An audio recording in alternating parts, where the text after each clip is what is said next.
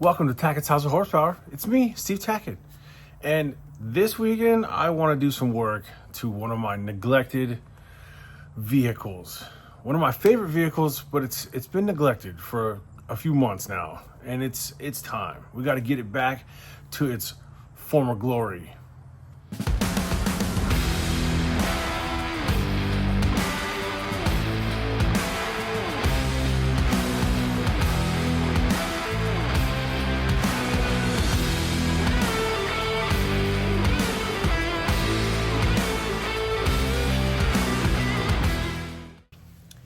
The vehicle I'm talking about is the little Okie wagon, the little 65 wagon.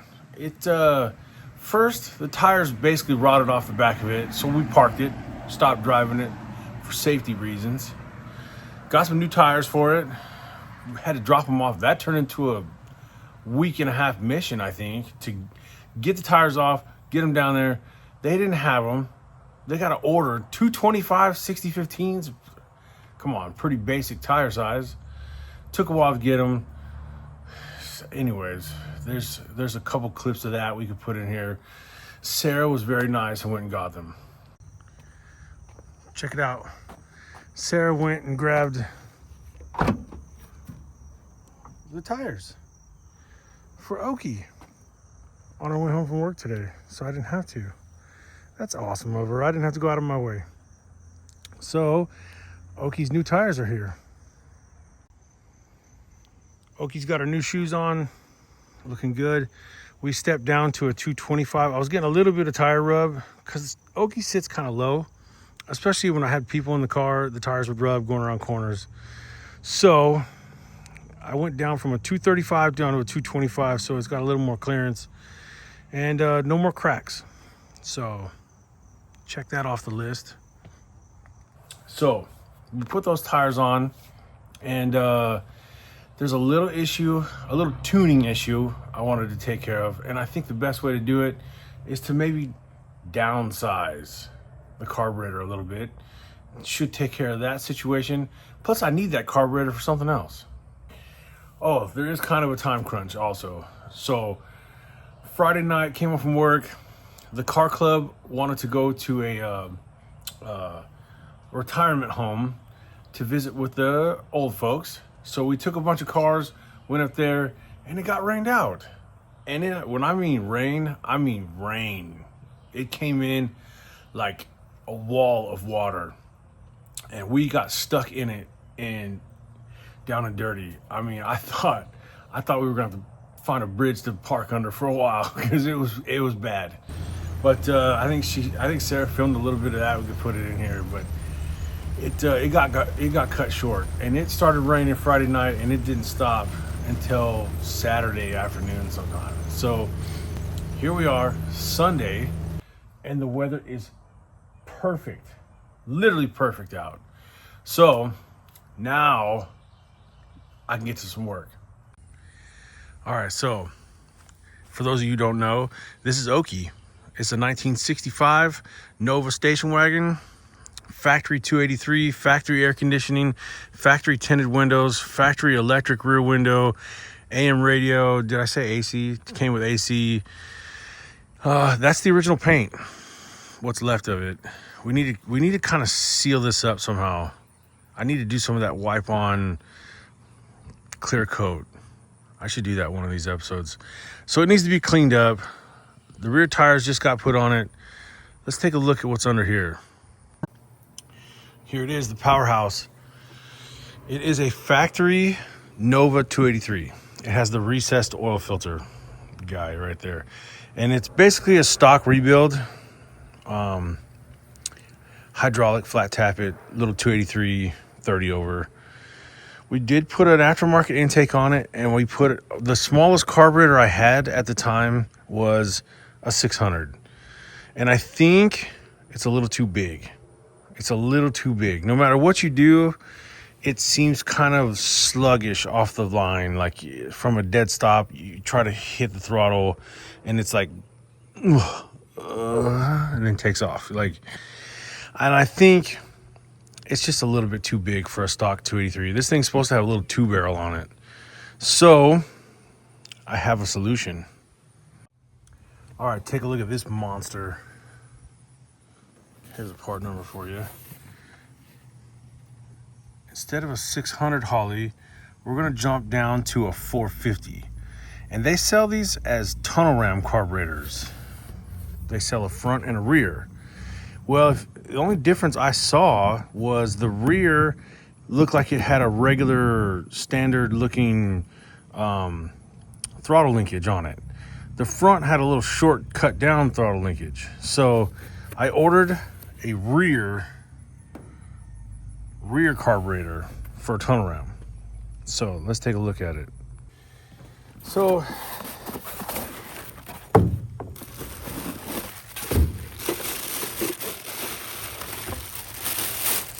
I actually wanted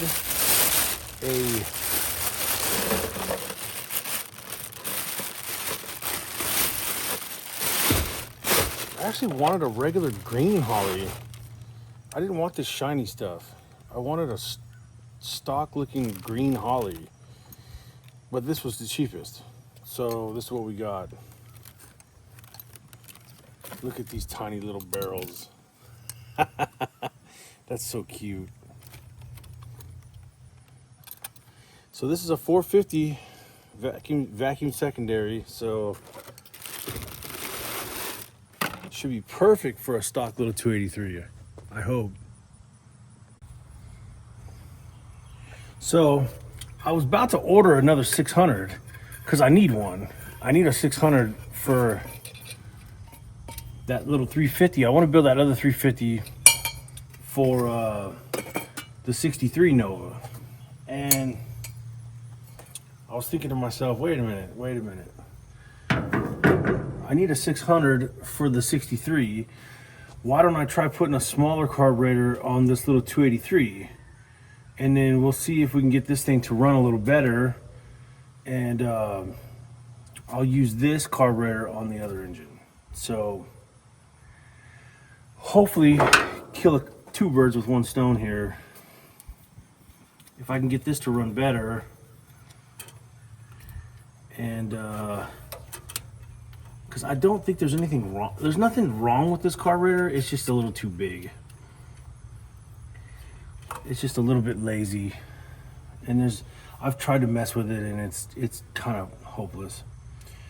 So anyway, let me get this guy off of here. Plus I need to clean it up a little bit. That looks gross.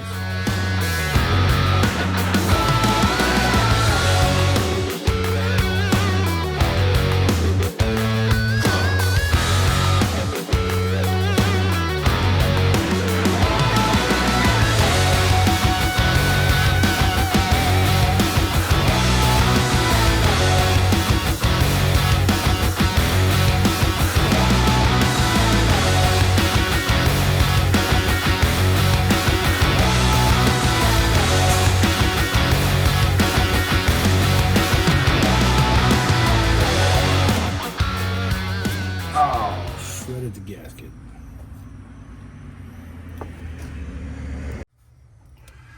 Well, the gasket ripped, but you can see how clean it is inside.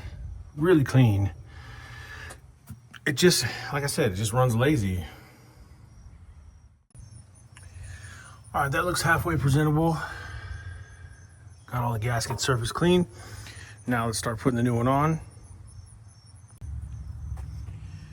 Now, you know me, normally I don't buy new carburetors. I usually slop together some junk, but over the Memorial Day weekend, Holley was having sales, you know, so I happened to be looking, you know, and they got me. All right, looks like all the vacuum ports are plugged. Looks good. So I should be able to throw this on and hook it up and go, I guess. We're gonna find out.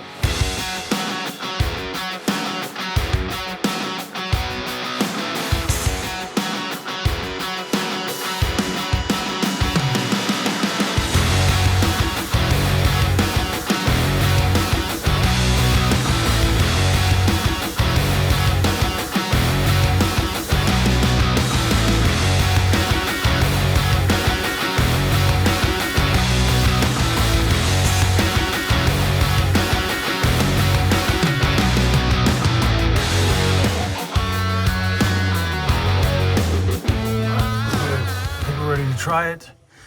The choke is not hooked up. I don't have nothing to power it with.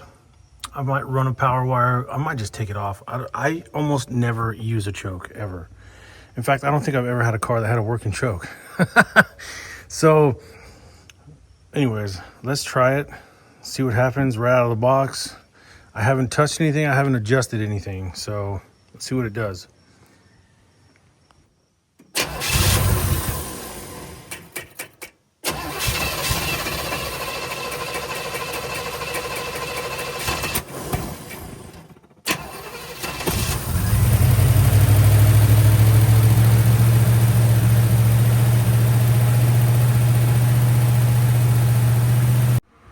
I have no idea why the camera shut off on that last clip. I think it's the camera doesn't want to be in the sun.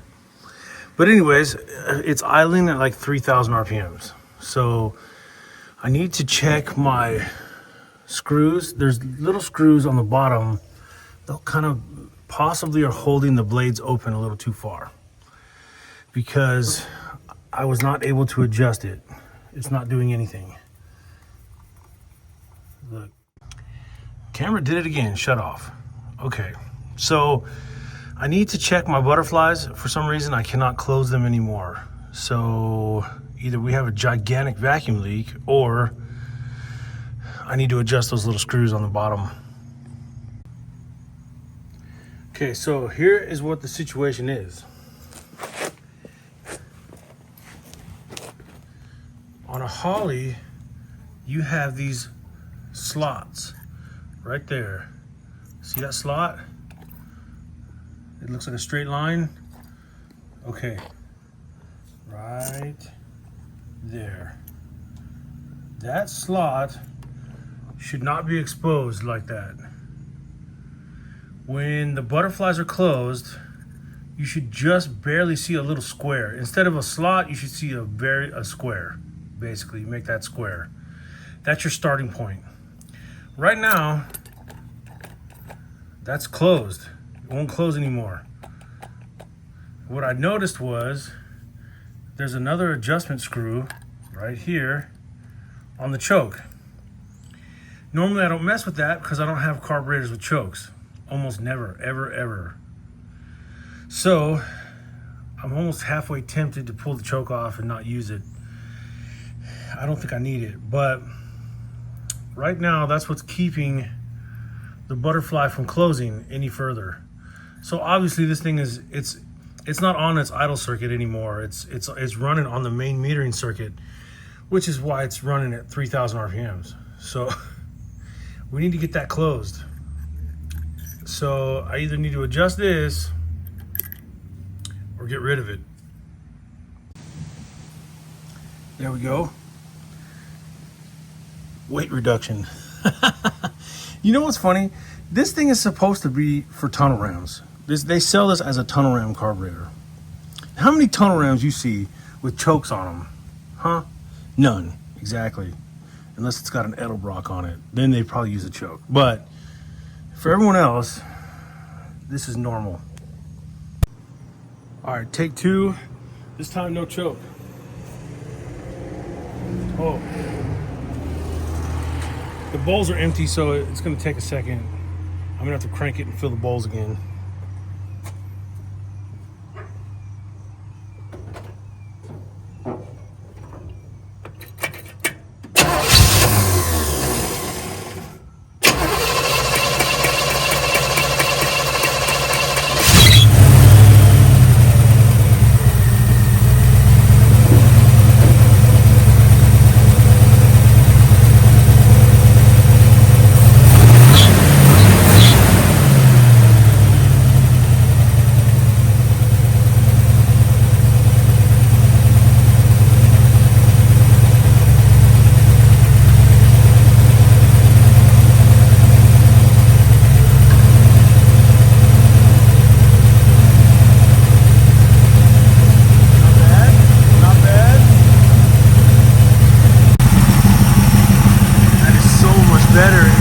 idling really smooth, and it doesn't smell rich at all.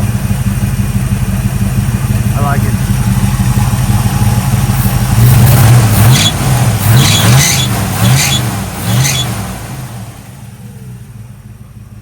squealing bad, but that's a good problem because before you couldn't rev it fast enough to make the belt squeal.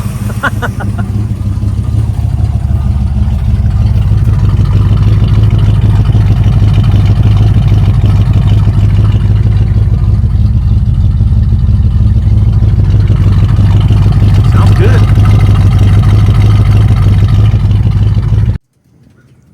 Okay, now I just need to put the air filter on and maybe tighten the belt. Well, it's pretty tight. Okay, maybe not. But let me put the air cleaner on and then we can test drive it at least. I do like these bowls with the big sight glasses in them. Makes it real easy to see your fuel level. All right, let's throw the air cleaner on and take it for a spin. Loving it. It is just so smooth. No hesitation. I can accelerate from idle. I don't have to 2-foot it.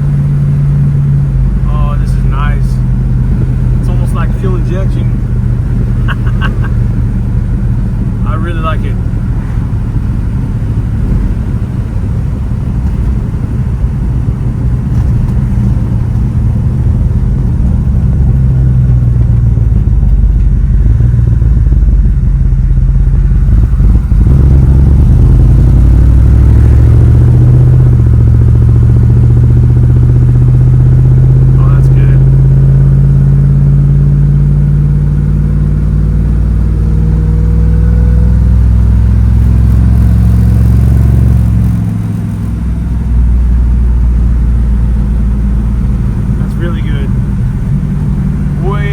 Better than before.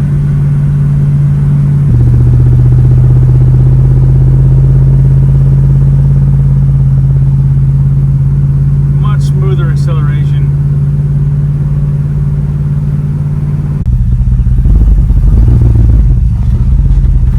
Now, let's see if I can put it in park and shut it off. And see if it restarts. Oh, it's beautiful. I didn't have to touch the gas. Well, that thing seems to be running pretty good right out of the box. I can't complain. The old carburetor, it ran okay-ish, not as smooth as that, especially like partial throttle, cruising, accelerating. It seemed like it had a stumble, and I never could get rid of it. So here's the lesson for today. Bigger is not always better, you know? Think about the way a carburetor works. Think about the barrel and the Venturi effect. If you've got a small little 283, okay, that thing is not even at, 1,500 RPMs, 2,000 RPMs, it's not moving much air. So partial throttle, idle, coming off idle, the 283 is just, it's not moving much air. So the only thing I can think, and the way I picture it in my mind, is maybe the larger carburetor, the air's not moving fast enough through that Venturi, so it's not pulling the fuel like it should. It's not atomizing the fuel like it should.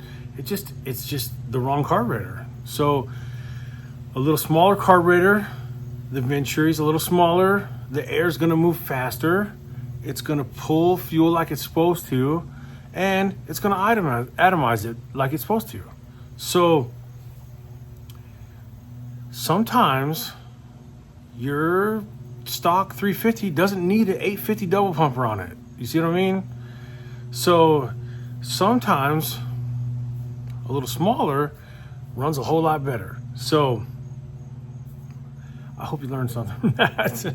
At least that's the way I'm picturing it. So the little 450 carburetor seems like it was the right thing to do. It's either that or we put like a fuel injection on it or something. I thought about that, but then I thought, you know what? I'm keeping it old school. That's what I do. So I threw that carburetor on there. Now, the carburetor that came off, it's not gonna go to waste. We do need to put together a 350. I have that little 350 over there that needs to go together for the 63 project. So the carburetor's not gonna go to waste. instead of buying a 600 for that, I just figured I'd buy a 450 for that, take the 600 off that, and you know, we recycle, reduce, reuse around here. You know, Greta would be proud. Okay, so that being said, did you check out the shirts? We got them on the website. It's on there. Check that website out. Sarah, put that in there, right there. And then you can get yourself a shirt or something. That'd be cool. And we would appreciate it. Please hit like, comment, subscribe, all those things. And it's very, very much appreciated. We love hearing from you. We just, it's fun. It's fun for us to hear from you. So please hit like, comment, subscribe, all those things. And till next time. Oh, next week is a big week. They are actually going to start moving dirt out in the field. So the shop build updates, actual real updates, are start next week. So stay tuned for that. Okay? And till next time, see ya.